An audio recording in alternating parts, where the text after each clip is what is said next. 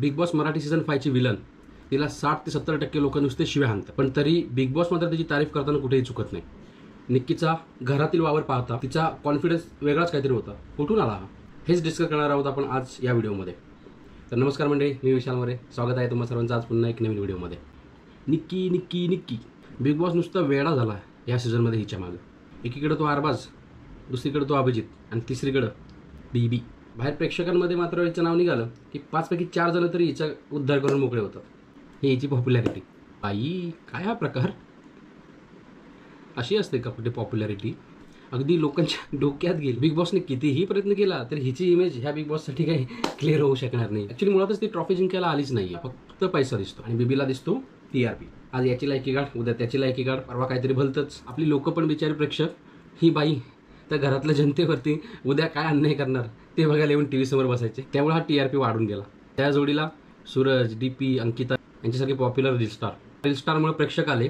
त्या प्रेक्षकांना TV समोर बघण्यासाठी निक्की आली ह्या लोकांना त्रास द्यायला. आपल्या आवडत्या माणसाला जर कोणी त्रास देत असेल तर आपल्याला त्यामध्ये इंटरेस्ट वाटतो ना जरा, की बाबा याच्यावरती अन्याय होतोय तर काय होतंय बघावं, जरा बसावं. असा हा TRP वाढवला यावेळी, बाकी काही नाही.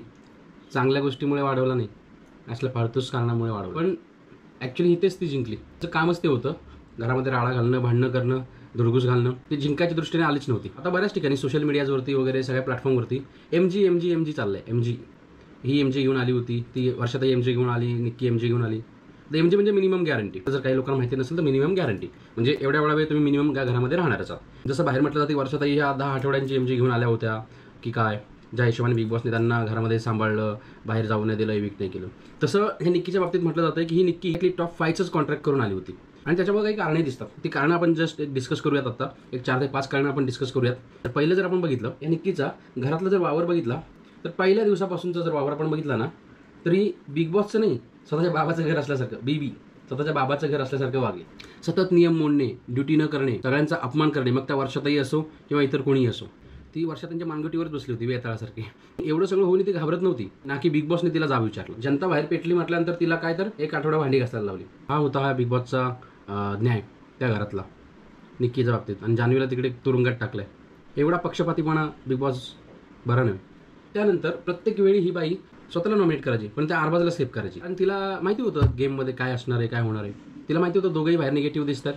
आता अरबाज आणि तिच्यामध्ये जर कम्पेअर केलं तर ती जर खरंच लोकांच्या म्हणण्यानुसार MG किंवा कॉन्ट्रॅक्टमध्ये टॉप 5 घेऊन गेली असणार तर ती बाहेर जाणार नाही. तिला 100% माहिती होतं. अरबाज बाहेर गेला तर हिला तिथे सपोर्ट नव्हता, तर ती अरबाजला सेव्ह करत होती. अरबाज बाहेर जाणार नाही याची ती पूर्णपणे काळजी घेत होती.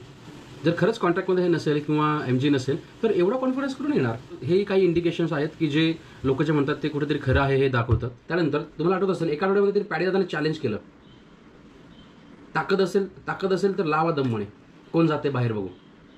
कुठून हा कॉन्फिडन्स आला? हे कॉन्ट्रॅक्टचंच कॉन्फिडन्स आहे असं तरी मला पण वाटतंय. कुठेतरी लोक म्हणतात ते खरंच आहे असंही मला वाटतं. तर ते शेवटी गेल्या विकेंडला बाईंनी बोलूनही दाखवलं की बिग बॉस मराठीमध्ये यायच्या आधी माझी इच्छा होती की ह्या बिग बॉस मराठी 5ची मी टॉप 5 फायनलिस्टमध्ये असावी आणि तेही पहिली टॉप 5 फायनलिस्ट होणारी असावी. हे तिने बोलून दाखवलं. याचा अर्थ हे कुठेतरी तिच्या कॉन्ट्रॅक्टमध्ये असणारच आहे किंवा हे ह्या अटीवरतीच ती आली असणार आहे. हे कुठेतरी तिने तिची अट तिने बोलून दाखवली घरामध्ये सुद्धा. आणि हे आता प्रेक्षकांनाही कळतंय. तर बिग बॉस हे असले कॉन्ट्रॅक्ट, असले मिनिमम गॅरंटीवाले लोक नका आणत जाऊ घरामध्ये, जेणेकरून चांगल्या कंटेस्टरला न्याय नाही मिळत, लोक ज्याला सपोर्ट करतात त्याला न्याय नाही मिळत. हे असा पक्षपातीपणा बरा नव्हे. मिनिमम गॅरंटी 5 आठवडे, 7 आठवडे, 10 आठवडे असल्या गोष्टी आपण समजू शकतो, पण टॉप 5ची गॅरंटी किंवा टॉप 5चं कॉन्ट्रॅक्ट हे असलं काही नसलं पाहिजे. तुम्ही मराठी बिग बॉसचं अक्षरशः नाव खराब केल्यासारखं झालं. ते टॉप 5मध्ये तुम्ही एका माणसाला डायरेक्ट कॉन्ट्रॅक्टमध्ये नेऊन ठेवल्यासारखं झालं. आणि हे मी नाही बोलत आहे, हे लोक बोलतात. लोकांचा मुद्दा आपण इथे मांडतोय.